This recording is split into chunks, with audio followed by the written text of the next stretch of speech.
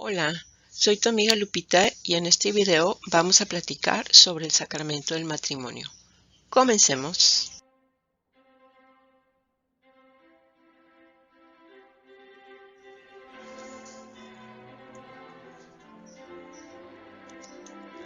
El matrimonio ha existido siempre, sin importar cultura o religión.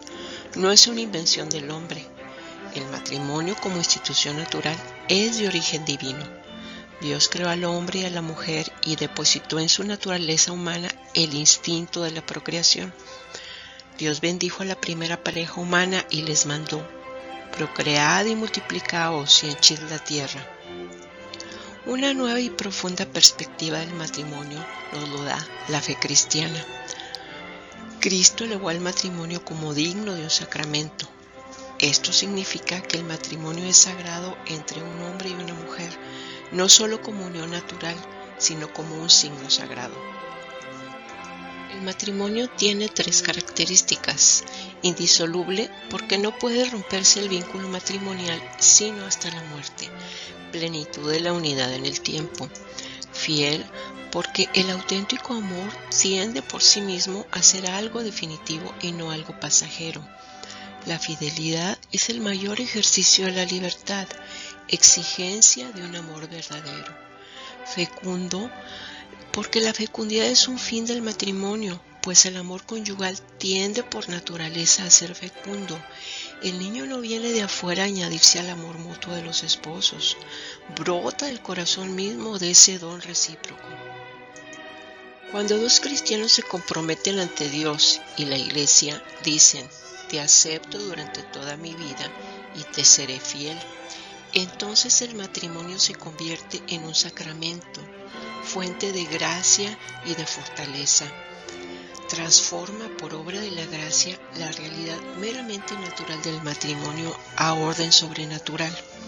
Los esposos necesitan de estos 2 elementos para andar exitosamente en la vida. El matrimonio es una relación en donde constantemente se desea el bien del otro y de los hijos. Cada uno es instrumento de Dios para el otro.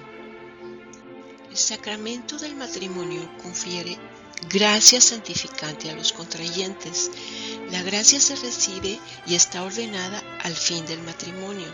Sirve para santificar a los esposos y darles el vigor sobrenatural que necesitan para cumplir con sus deberes de Estado. Los contrayentes se administran mutuamente el sacramento. Los 2 contrayentes son ministros y sujetos del matrimonio. El sacerdote, como representante de la Iglesia, ratifica este consentimiento mutuo y bendice el matrimonio. Es testigo de la alianza. La naturaleza del vínculo matrimonial se comprende desde el misterio del amor de Dios en Cristo a su Iglesia. Por eso la oración, la meditación frecuente del sacramento celebrado, es uno de los hilos conductores de la espiritualidad matrimonial. Debe ser un lugar donde se glorifique a Dios. Iglesia doméstica.